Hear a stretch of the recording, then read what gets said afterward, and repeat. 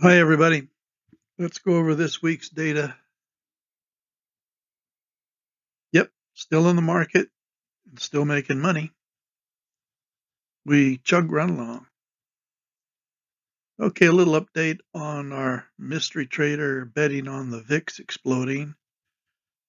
Uh, Little bad news for him. The VIX bouncing around, but going lower and lower. Right now, those options are probably half what he paid for them. So that $5 million is probably shrunk to around 2.5. But he's not worried, I'm sure. He's got till September for something to go.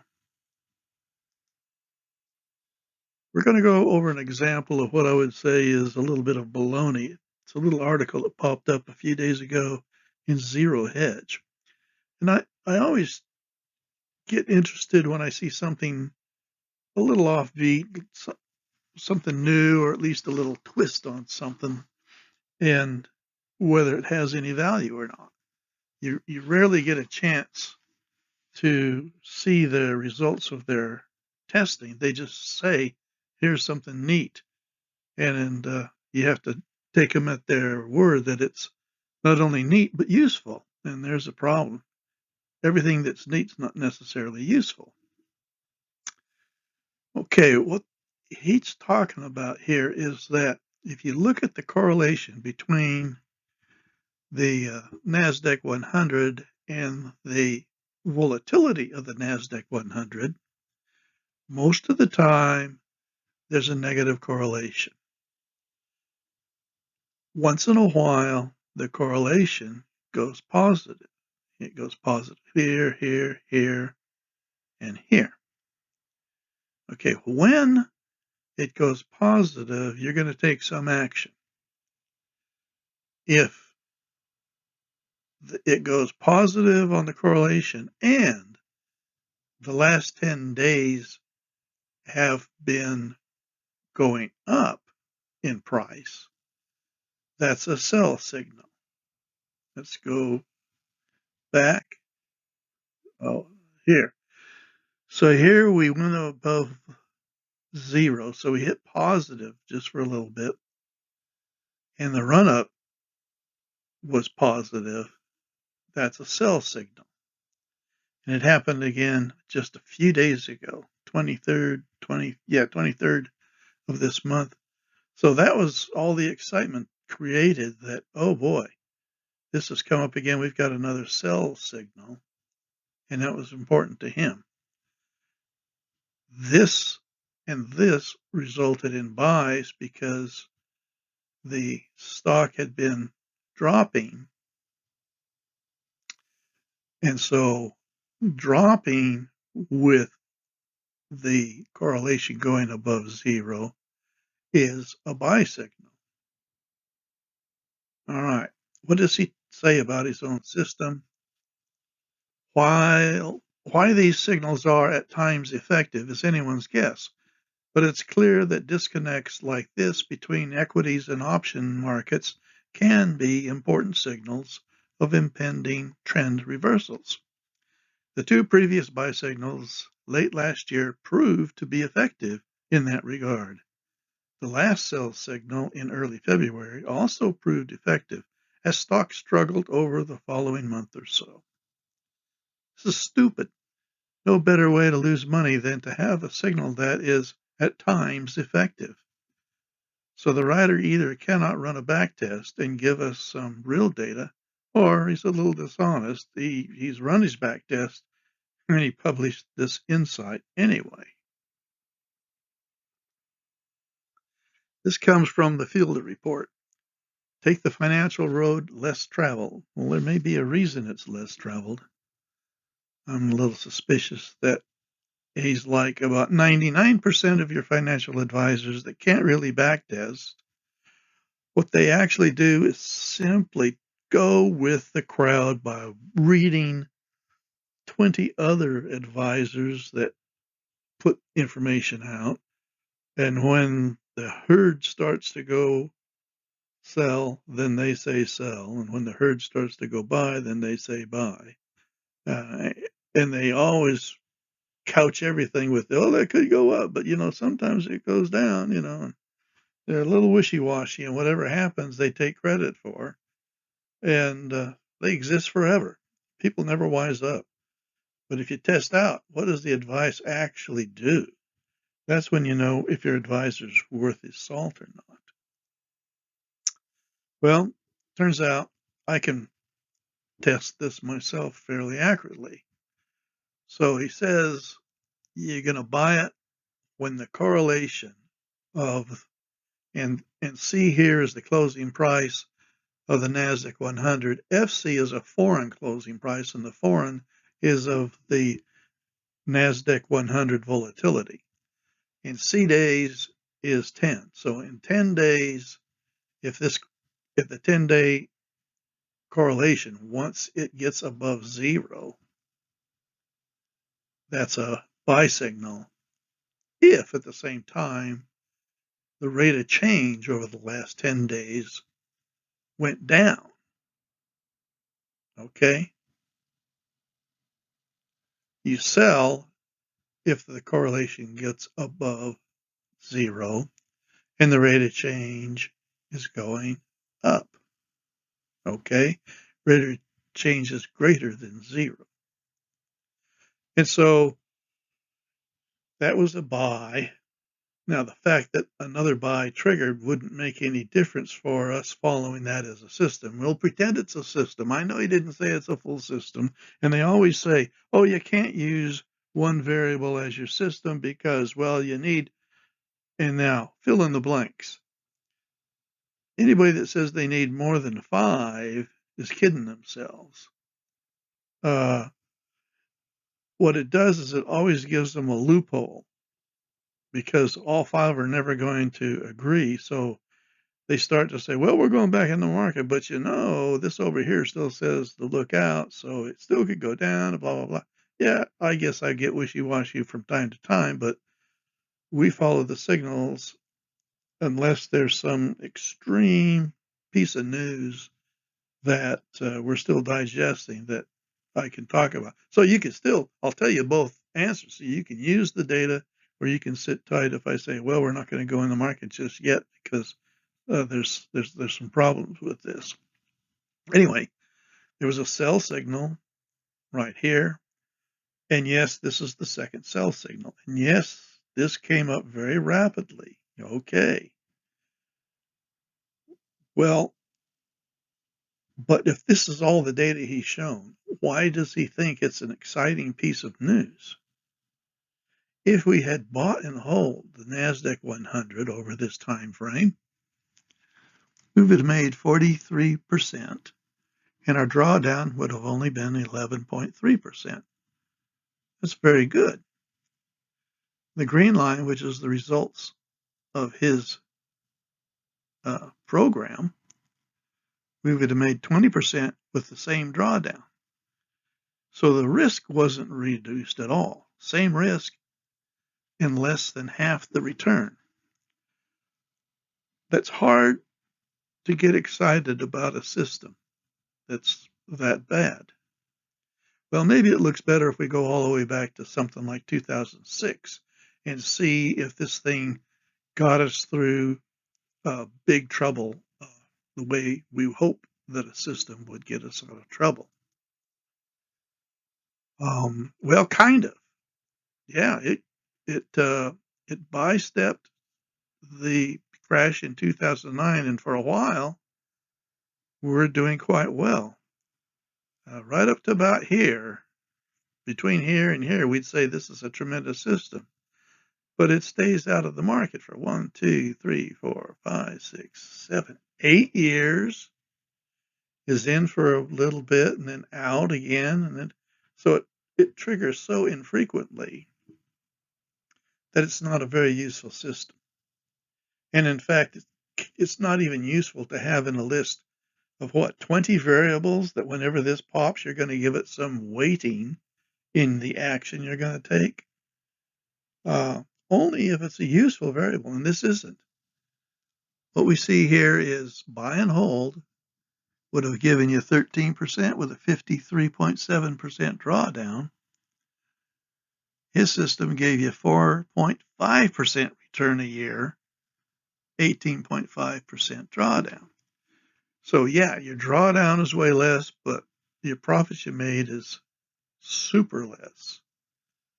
And as it turns out, it's not cut the risk, because if you divide the risk and drawdown, the ratio stayed about the same, 0.25, 0.24. So it's not better at all. In fact, it's going to be on the same line between cash and buy and hold. In fact, you'll see in a minute you can get the same results if you just have 75% cash and buy and hold the NASDAQ. You'll produce a smooth line exactly with the same volatility of his formula. Now, just for grins, I dropped the requirement that you're going to look for this almost non-existent jump in correlation between the NASDAQ and the NASDAQ volatility, and simply look and say, we're going to buy whenever the volatility drops for the last 10 days, and we'll sell every time it goes up over the last 10 days. Okay, well, that's a lot of in and out of the market, okay? But it produces a very nice return. So where buy and hold had 13%, we still had 10%. Buy and hold had a maximum drawdown of almost 54%. Our drawdown was only 23.8. So this is way better as far as a formula than his magic formula that includes waiting for the correlation to go positive. In fact, if you take this formula, you're where we were about 15 years ago on coming up with a super formula that uses volatility to predict stock market action. Now, here's something that I think, if this was the rule, most of the financial reporting would dry up to almost nothing. If we said you can't put anything out there that is worse than the 50-day moving average, higher than the 200-day moving average. That's an old thing that still works today. In fact, if you just look at that simple crossover, you'd have made 12% a year with a drawdown of 28%. Now your risk return is almost double what buy and hold is. Way less risk and almost the same return. That's a super good formula. So all the guys making financial news, boy, if that was the rule, don't bother us. Don't waste our time with something that's not as good as a 50, 200-day moving average crossover. It's just silly. Now here's an example of our average true range percent, which is a measure of volatility, and the way we grind it and come out with signals and use it, and that produces a stellar 18.5%, 18.6, and then our drawdown of only 12.7. That's unbeatable, off the charts. Okay, so here we're looking at a risk reward chart for the NASDAQ 100. The first important point is buy and hold. So we're sitting here about 13.5% and a 53% drawdown. Buy and hold NASDAQ from 2006 till last Friday.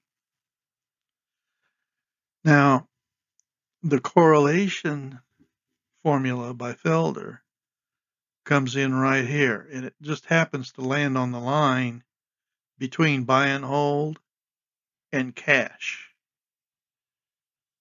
And so you can actually get this same point by having 75% cash, 25% buy and hold the NASDAQ 100. So you can say this is not useful information because it doesn't improve upon a portfolio that could have been simply don't do anything and then have some cash. So it's not added information. It's not an improvement. It's no good. Sorry. This is better coming up with a formula that uses the volatility in the direction of the volatility to decide whether you're in or out of the market is an improvement. It's not better than the 50-day moving average, higher than the 200-day moving average. I'm in the market. 50-day moving average below the 200-day moving average, and I'm out of the market. That's what this point is. That's a very good old formula. In fact, between cash and that, this doesn't add information. So I wouldn't say this is necessarily a great formula, except that this is just the first effort of it. There may be other things we can do with that volatility to make it into a much better formula. In fact, this is about where I was 15 years ago until I iterated on a better way to treat the volatility and have the ATR percent of the actual NASDAQ 100, and that produces its own buy and sell signals based on the movement of the price. So it's a one variable formula that produces quite a bit of return at very low risk. Let's look at our sectors over the last few months. Now, the equity, this green line here, that's our portfolio number 2. The interesting thing here is that our regional banks sort of look like they're coming out of it. And when they did, everything else started to come up too. So what was this? Well, this was the signing off on the debt, coming to an agreement. So everybody's excited that this solves all of our problems. It's unknown how long this euphoria will last, but it's there now and it's going to drive things a little better. So for now, a lot of things look better on our stock reports. Now here's our portfolio. We've been dropping a little bit, but if this continues in anything at all, we're going to pick up.